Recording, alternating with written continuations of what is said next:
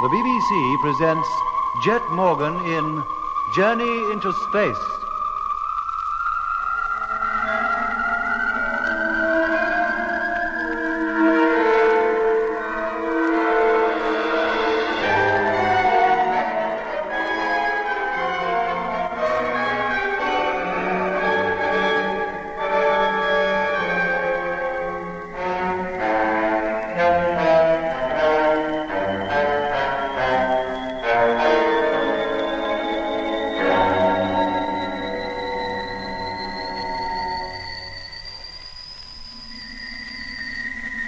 April 23rd, 1971. 3 weeks since the Mars fleet of 9 ships left Earth on the first stage of its 355 million-mile journey to the Red Planet. Takeoff had been perfect, but 2 days out, freighter ship number 2 gave us trouble. The motor was behaving badly, and so was the radio. Then, Frank Rogers, the pilot of freighter number 2, complained of the curious behavior of his crewmate, James Whitaker. We didn't attach much importance to this, as we thought Whitaker was probably suffering from an acute attack of space sickness and would soon recover. When Control requested certain information regarding Whitaker, we began to have our doubts. Morgan here. Is that Whitaker? Yes, Captain? Look, Whitaker, I'm sorry about this, but I've had a message from Control about you. Yes? I have to ask you a number of questions about yourself for personnel records. All information about me can be found in my personal dossier. Yes, I realize that, but for some reason, Control insists on having it again. You ready? Yes? Name? James Edward Whitaker. Date of birth? 12th September 1940. Uh-huh. Nationality? British. Place of birth? 12th September 1940. No, place of birth. British. What's he talking about? Hello, Whitaker. James Edward Whitaker. Blimey. What's happening over there? Hello, hello. 12th September 1893. Hello, Whitaker. 12th September 1893. He must be crackers. Listen, Whitaker, put Rogers on. Rogers is asleep. Then wake him up. He cannot be woken. Wake him up, do you hear? It sounds like he's shut his transmitter off. Hello, Whitaker. Hello, freighter number 2, Discovery calling. Hello. Hello. Hello. Hello. Hello. It's no good, Jet. He's not replying. What's he up to? And Frank, what about Frank? Hello. Hello. What's up, Jet? I wish I knew. Well, you don't think number 2's radio's gone wrong again, do you? Oh, the ship-to-ship system never was wrong, Mitch. Then you're quite sure it isn't us. Oh, we'll soon see. Hello, Space Fleet. Flagship calling Space Fleet. Number 1, come in, please. Hello, Flagship. Freighter number 1 calling. Hearing you loud and clear. Thank you, number 1. Just testing, that's all. Hello, number 1, Morgan here. Yes, sir? Did you hear me talking to number 2 just now? Yes, sir. And you heard him reply? I certainly did. Thank you, number 1. That's all for now. Yes, sir. Well, that settles that, Mitch. There's nothing wrong with us. Shall I try him again, Jet? Yes, Lemmy. And keep trying. Yes, mate.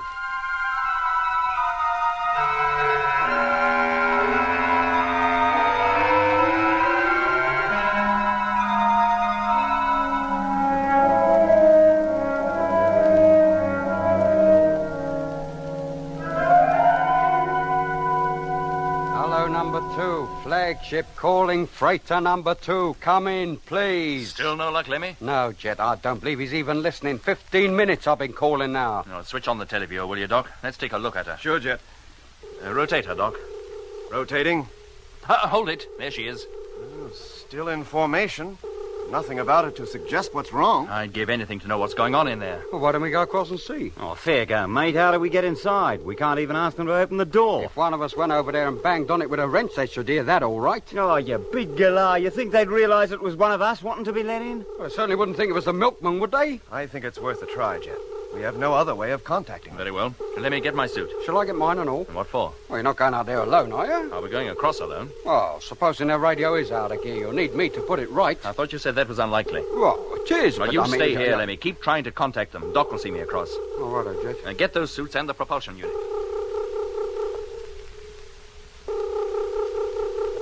Can you see him, Lemmy? Yes, just come into range of the televiewer. Hello, Mitch. Can you hear me? Yeah, Jet. I'm outside the main door of number 2 now. I can see you. Tell Lemmy to give them one more call. Right. Hello, freighter number 2. Discovery calling freighter number 2. Trying to contact you. If you can hear me, come in, please. Not a sausage. It's no go, Jet. You better start knocking. Okay. Here I go. Hey, Mitch. Did you hear that? Well, of course I heard it. I'm not deaf. Hey, Jet, do that again. Hey, Jet, we can hear you knocking. Very faintly, but we can hear it. Well, of course. What? That's impossible. Oh, Jet, we must be hearing it over their mic from inside the ship. Then if their radio's alive, why haven't they answered us? I don't know. Yeah, I don't think there's any point in your carrying on knocking, Jet. They should be hearing us calling them. Hello, Discovery. Freighter number 2 calling. Urgent, come in, please. Oh, Mitch, it's Frank. Answer him. Hello, Frank. It's Lemmy here. What's been happening over there, mate? Can I speak to Jet, please? Yeah, he's right outside your ship at the moment trying to get in. Then hook me up. I must talk to him. Yes, mate. Hang on a minute. Hello, Jet. Frank just called up. He wants to talk to you. Frank, then put him on. Hello, Skipper. Have to report that Whitaker is sick. Very ill, I think. What? Yes, sir. Don't feel too good myself. Well, what's the matter? Why didn't you answer when we called? Well, have you been calling? I was asleep. Asleep? But, yes, sir. When I woke up, I found Whitaker over here by the radio. He's flat out, Skipper. I can't rouse him. Listen to me, Frank. Yes, sir? Are you fit enough to get the main door open and let me in? Yes. Then do that. Main door, contact. Hello, Doc. Hearing you. Come on over, will you? Sure thing. There's the main door opening now. Well, Frank is safe anyway. What on earth's happened to Whitaker?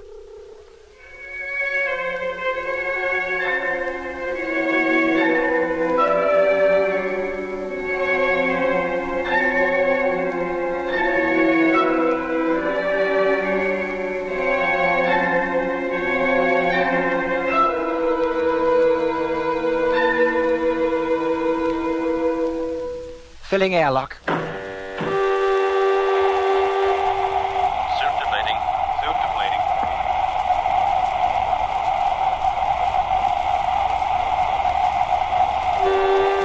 Air pressure maximum. Then open the hatch, Rogers, and let us in. Contact.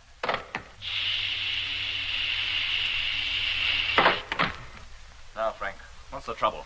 And where's Good grief, he's standing up. Did you have to leave him like that, Frank, leaning over at that angle? It's the lack of gravity, sir. He was standing upright when I found him. Well, it makes no difference really whether he's standing up or lying down, Jet. He's unconscious just the same. Well, let's get him over to his bunk. Seeing him like that with his eyes open but lifeless, it's uncanny. Right, Jet. Untie his boots and I'll be able to carry him over. That's one. Yeah, and there's the other. Right, Doc. He's all yours. Can I help? You stay here, Frank. I'd like to talk to you. Yes. Hello, Discovery. Morgan calling. Oh, hello, Jet. So you made it okay? What's the trouble over there? I'll tell you when I know myself. This was just to let you know we arrived safely. I'll call you later. Right. Now, Frank, let's get to the bottom of this. Why didn't you answer us? If I'd known you were calling, Skipper, I would have. But good heavens, man, the radio's loud enough, isn't it? Do you want an alarm clock, too? I'm afraid it didn't wake me. What time did you go to sleep? Oh, about 2 hours ago. Did you take a pill? No, Jet, but while I was sleeping, Well?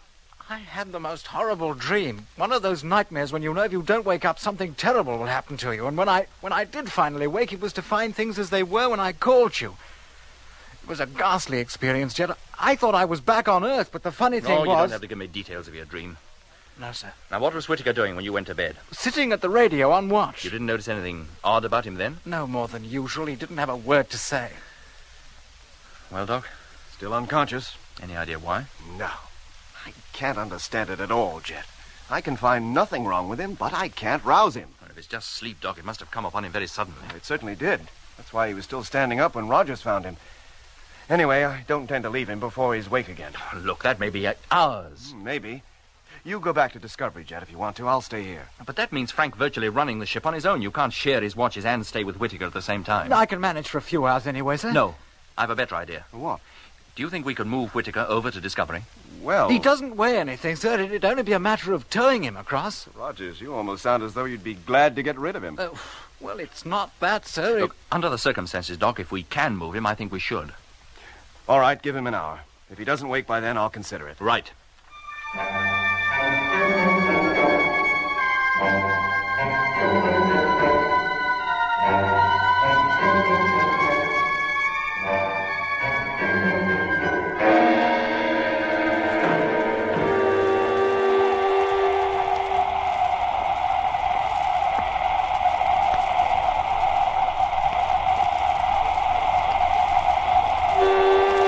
Air pressure maximum. Hatch opening.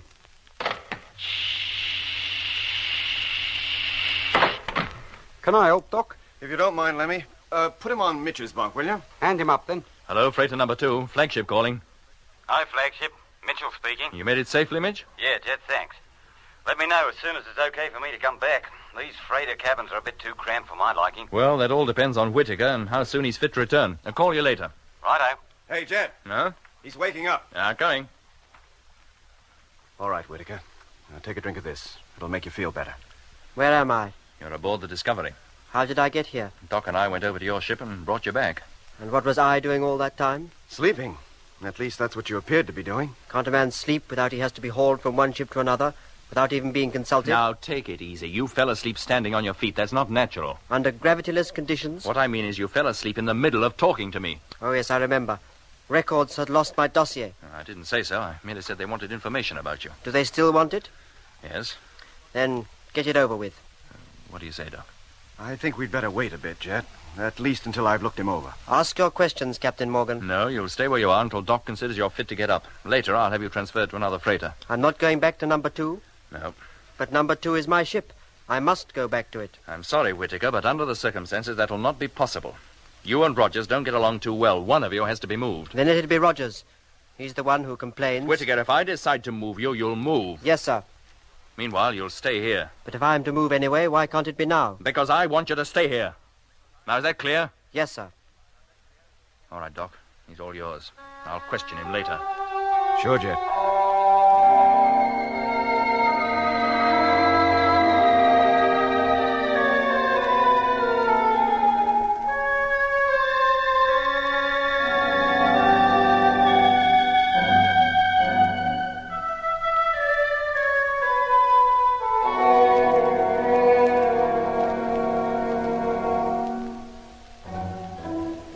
Whitaker rested, much against his will, for 6 hours. At the end of that time, the only report I could give Jet was that he was fit and well, physically at any rate. In due course, Jet got the information he required and had it radioed back to base. As to the cause of the strange, deep sleep that had so suddenly overtaken Whitaker, I was none the wiser, nor apparently was he. But if I learned nothing else, after spending an hour or so with Whitaker, I could appreciate how difficult Frank Rogers had found him. There was some indefinable, well, atmosphere surrounding Whitaker that made me uncomfortable just to be near him. I said nothing of this to Jet, not at first. And then I didn't need to. When Whitaker was fit enough to take up his duties again and began moving about the cabin, Jet and Lemmy noticed it too. The tension in the ship began to mount. And then, less than 24 hours after Whitaker had joined us, something happened that drove all thoughts of his behavior from our minds.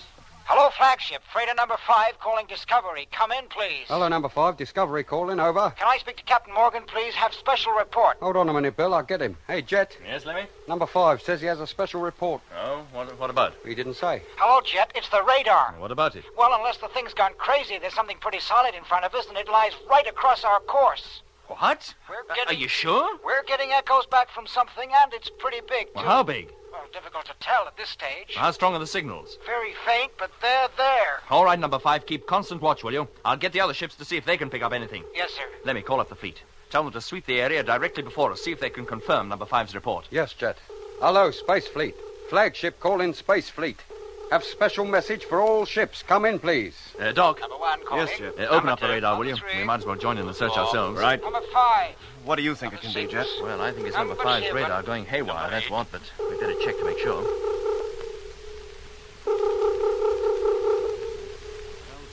Signals aren't very strong, but there's no denying them. So I can see. You got all the reports in yet, Lemmy? Just waiting for number 7. Hello, flagship. Number 7 calling. Talk of the devil. Hello, number 7. Receiving you. Have full report of first hour's radar watch on specified area. Can you take it? Go ahead. Echoes definitely received. Estimated distance of object 1,300,000 miles. Position dead ahead. Whitaker. Sir? Limited Take over field of here, will you? response, Keep watch until further orders. 0.47 Yes, sir. degrees. Come on, Doc. Let's take a look at the report, see what they can tell us. Right.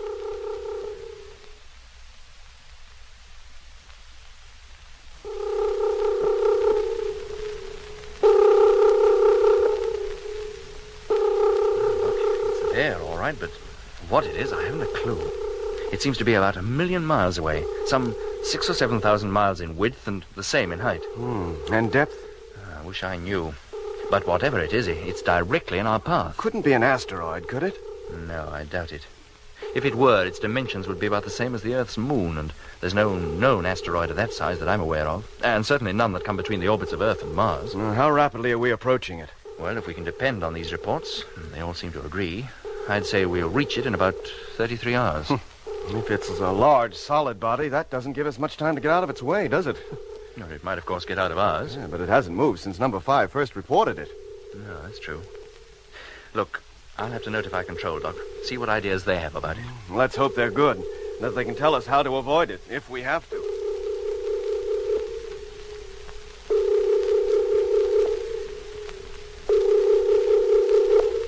Any reply yet, Lemmy? No, Jet. Well, how much longer are they going to be? It's 4 hours since we told them.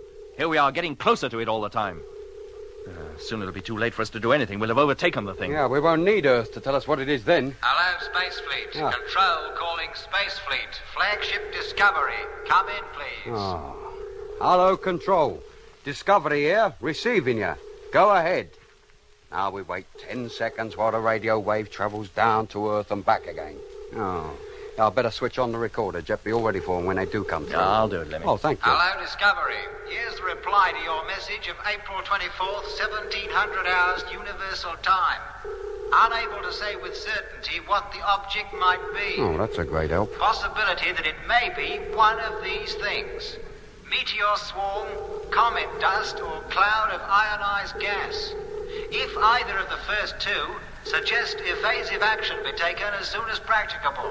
If ionized gas, you can expect to pass through it safely with no adverse results, other than a temporary upsetting of electronic equipment. And they'll all come running to me. A more accurate estimation of the object's identification may be deduced from radar data received when you're closer to it. Keep us fully informed. Suggest hourly. End of message. Thank you, Control. Message received. Keep listening out, please. Well, Jet, what is it? Meteors, comet dust, or what do you call it? Ionized gas? I wish I knew.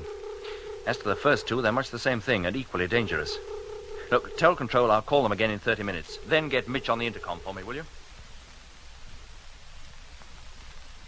So your guess is meteors, is it, Mitch? For safety's sake, I think we should treat it as though it were. Take evasive action. Yes, but that'll mean changing course. Well, that's better than being battered to pieces, isn't it? Oh, well, we're safe enough for a bit. We're not likely to meet the outer layers of the swarm for some hours yet. That gives us plenty of time to get you back into this ship. If we're changing course, you will have to be here. I shan't be sorry. Being a member of a freighter crew can get darn dull. Well, think yourself lucky you don't have to do it all the time. I most certainly do. Very well, Mitch. I'll call you again. I'll wait for one more report from Earth. If they still can't tell us for certain what that thing is, we'll act on our own. Wacko. Oh, how's Frank, by the way? Well, fine. Couldn't be better. Having the right man to crew with can make a lot of difference, you know. I'm not sure what you mean by that.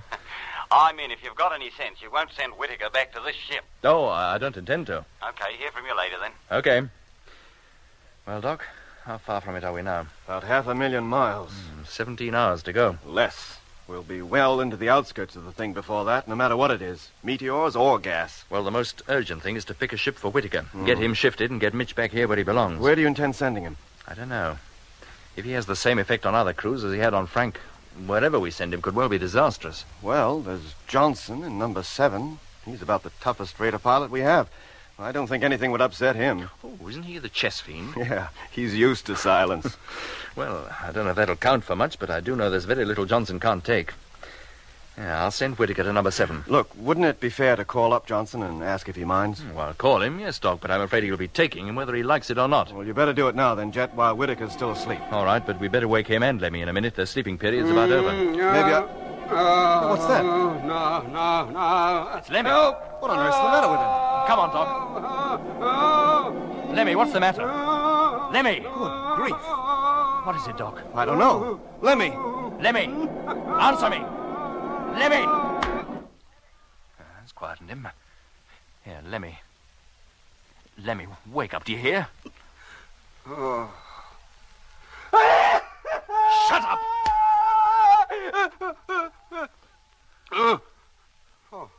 Oh, it's you, Jet. Where are we? What are you talking about? Calm down, Lemmy. You're in the Discovery. Discovery? But Jet and I, we're... On the way to Mars. Mars? Mars. Oh, yeah. That's right. Oh, it's you, Doc, isn't it? Who else? Yeah. Yeah, it all comes back to me now. What happened? Did you have a bad dream? Yeah. Yeah, that was it. A dream. That's what it was, wasn't it, Doc? It didn't really happen, did it? I couldn't have left this ship, could I? I mean... No, Lemmy, no. You've been lying on that bunk for the last 5 hours, sleeping. Oh, thank goodness. That was about the most horrible dream I ever had. But it was only a dream. Now pull yourself together and get down out of that bunk. I've got work for you to do. Yes, Jet. Here, let me undo your straps. Thank you, Doc. There you are. Now, go on, get down. Oh, is Mitch still asleep? Oh, no. No, it's him! Jet! It's the same fellow! Lemmy! What's he doing here? Where's Mitch? Lemmy, shut up. Mitch is in Freighter 2. You know darn well he is. What are you carrying on like this for? Then who's this? Whitaker, of course.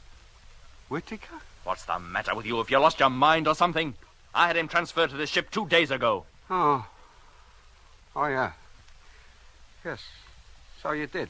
But Jet, He was in your dream, Lemmy? Yes, Doc, he was. Gave you quite a shock to see him lying there, huh? Yes, it did. Me too. How do you mean, Doc? In spite of all the commotion, Jet, Whitaker hasn't even stirred. No, that's true. He hasn't.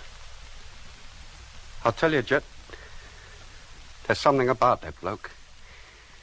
He's a jinx. He's putting the mockers on the old fleet. Hey, Whitaker.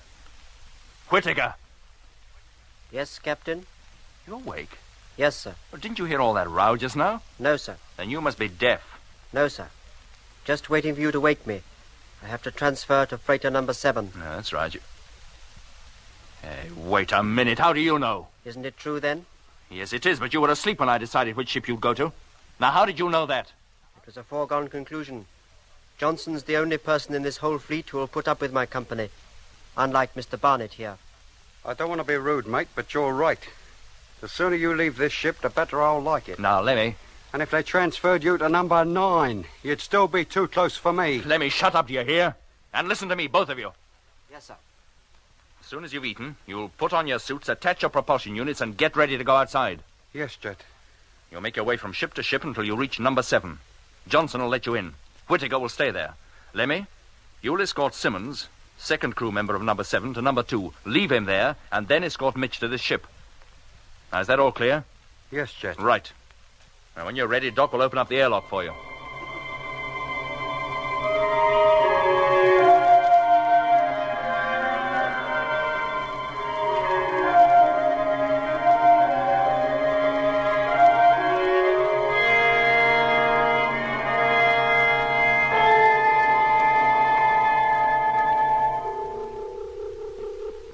Okay, Doc.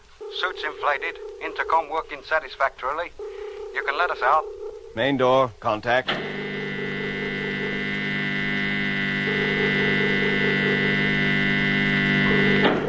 Thanks, Doc. Then here we go. You first, Whitaker. And make sure your safety line is fast before you push off. Safety line fast. And away you go. As soon as you reach number 1, hitch up. And wait for me to come over before you push off for number 2. Pushing off now. Can you see them, Jet? Yes, Whitaker just drifting into view now. Control calling Space Fleet. Calling Flagship Discovery. Have a message for you. Come in, please. I'll get it, Jet. Oh, let's hope they have something definite for us at last. Hello, Control. Flagship calling. Receiving you. Ready for your message. Over. Whitaker's made it, Doc. Lemmy's just following him across to number 1. Good. They have a long way to go yet, though. Number 7 is on the far side of the formation. Hello, Discovery. Barnett here. We've made number 1 safely. Now preparing to cross to number 2. Okay, Lemmy. I have you in full view. Watch your step. Hello, Discovery. Receiving you loud and clear. Message is for Captain Morgan. Can he take it, please? They want you, Jet. No, I can't leave the televiewer. If it's not urgent, take it down on the recorder and I'll play it back later. Right. There goes Whitaker, heading for the next ship. Hello, Discovery. Control calling. Message concerns James E. Whitaker. Oh, Whitaker. Haven't records given us enough trouble over him already? Shall I take it, Jet? No, either put it on the tape or ask them to let me call in a few minutes. Hello, Control. Captain Morgan can accept the message in a few minutes. Hello, Jet. Now hitch to number 2.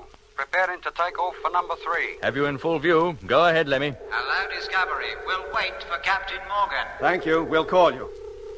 What's up with Whitaker now? Control certainly started something when they began to get interested in him. Well, whatever it is, Doc, it can wait.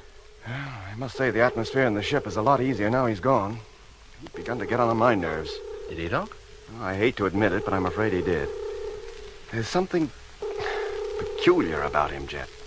The way he walks, the way he looks at you. I know. I felt it myself. But why should he affect us like that?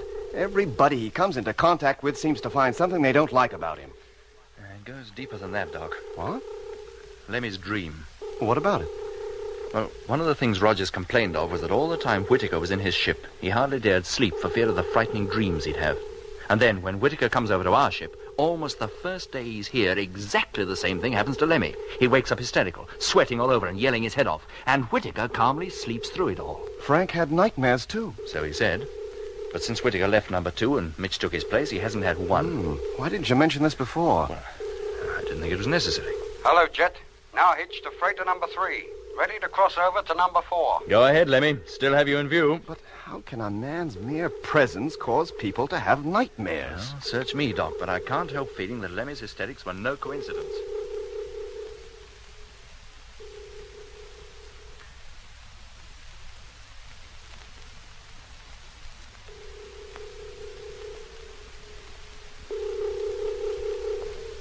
Flagship calling freighter number 7. Come in, please. Johnson calling.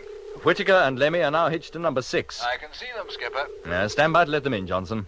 Airlock's already exhausted and the main door is open. They can step straight in as soon as they get here. Good. And let me know when they're in the cabin, will you? Yes, sir. All right, Doc. It'll be a few minutes before number 7 calls up again. If you care to take over here, I'll talk to Control. Sure, Jet. Recorder on. Hello, Control. Ready for your message. Come in, please. Hello, Jet. Now hitched to number 7. This is the end of the line. About to enter airlock. Go ahead, Lemmy. Oh, that's Doc, isn't it? Yeah, Lemmy. Jet's talking to Control. He'll be back soon. Hello, Captain Morgan. Here's your message. Information on Whitaker received. It's been checked against his dossier in records section and found to be identical. Well, of course. But further investigations have revealed that the only James Edward Whitaker who answers to the description we have was born in 1893. In 1924, at the age of 31 years, he disappeared and was never seen again. But Whitaker is 31. Director of Records requests that he be allowed to talk to Whitaker as soon as possible. Hello, Control. Your message received, but not fully understood. I can put you on to Whitaker in just a few moments. Stand by, please. Doc, did you ever hear such preposterous nonsense? Is Whitaker in number 7 yet? No, he and Lemmy are hardly in the airlock. Well, let's get to that radio, Doc. Then I'll talk to Johnson. Right. Hello, freighter number 7. Flagship calling. Hello, Flagship. Johnson, number 7 calling. Listen, Bill. The second Lemmy and Whitaker get into your cabin, put Whitaker on, will you? I want to talk to him urgently. As you say, Skipper. I was just about to let... What was that? Sounded like an explosion. Hello, number 7. Hello. Jet, look here at the televiewer. Look at number 7. The crew's compartment is a total wreck.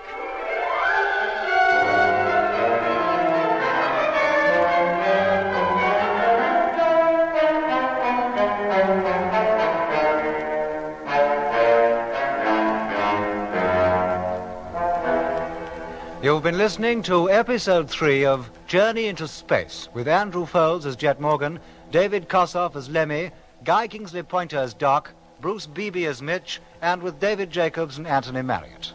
The orchestra was conducted by Van Phillips, who also composed the music.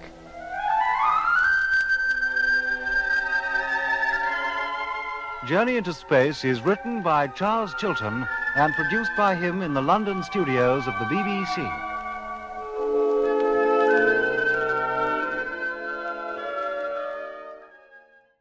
Enjoying the timeless classics on Golden Age Radio? If you're loving the nostalgia and captivating stories, consider supporting our channel with a tip. Your generosity helps us continue bringing you the best of vintage radio entertainment. Simply click on the link in the description. Thank you for being part of our community. Lost in Brazil invites you on an unforgettable journey, where every moment is an adventure waiting to be discovered. Join us as we uncover the soul of Brazil, one incredible experience at a time. Click on the link in the description and embark on the ultimate Brazilian odyssey. You have been listening to Golden Age Radio, rumble.com/C/GAR, brought to you by G3PL.com. Don't forget to subscribe for more videos.